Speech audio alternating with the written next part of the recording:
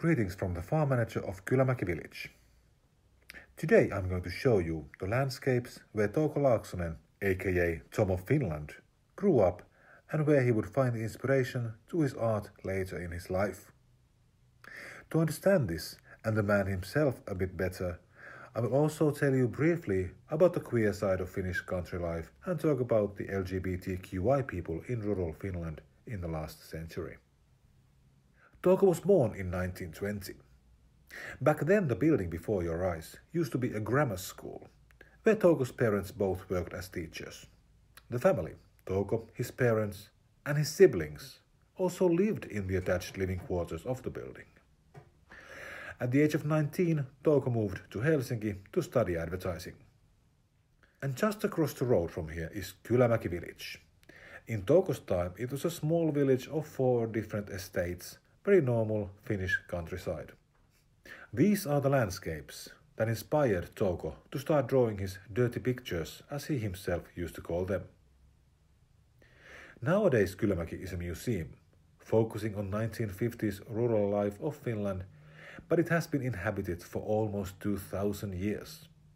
This is also where yours truly works as a farm manager. We are now standing by the Isokohmo estate in Kylämäki, just a few hundred meters from Touko's childhood home.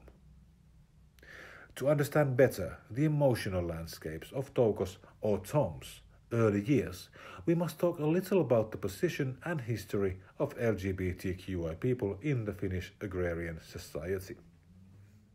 The agrarian society has been considered to have been a very conservative and close society with fixed roles for the 2 genders that were back then considered to be the only ones.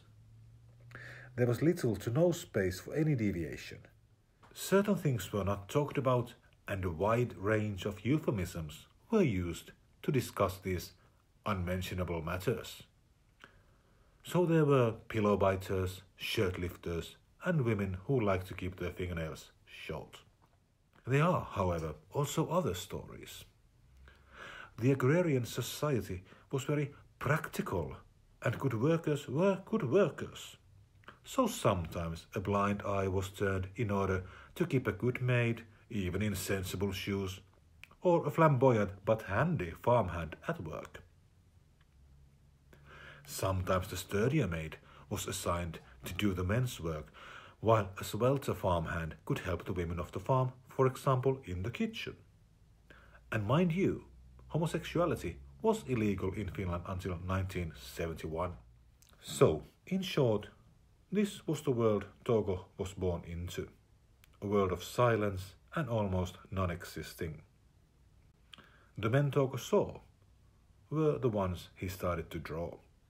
Tom of Finland's men can be seen idealizing and eroticizing the male body he saw in his youth, the manly men and the traditional men's work and professions, for example lumberjacks and farm workers.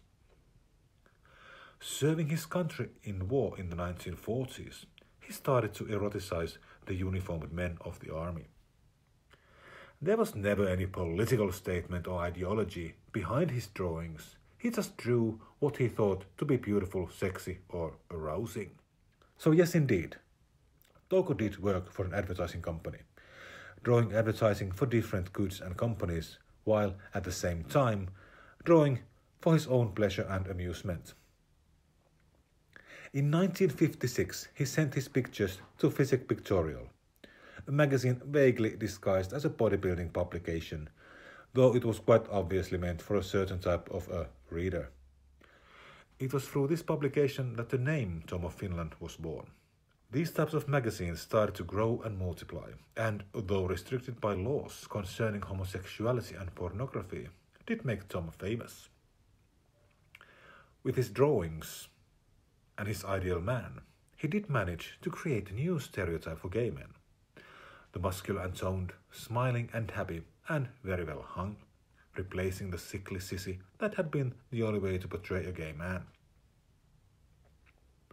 So, these were the landscapes, both actual and emotional, where a wee little lad called Touko grew up to be Tom of Finland. Even though life may not always have been a picnic for LGBTQI people, he did find a way to escape the narrow frames of life that were handed down to him. He created a fantasy world, a sanctuary without hatred, and one dedicated to pleasure and love. His biggest legacy are not the huge bulges and tight asses in jeans or leather trousers. It is a celebration of humanity, of joy, and the freedom to express yourself as yourself.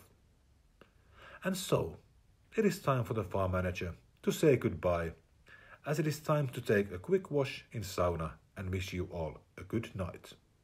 And thank you, both of you, Touko and Tom.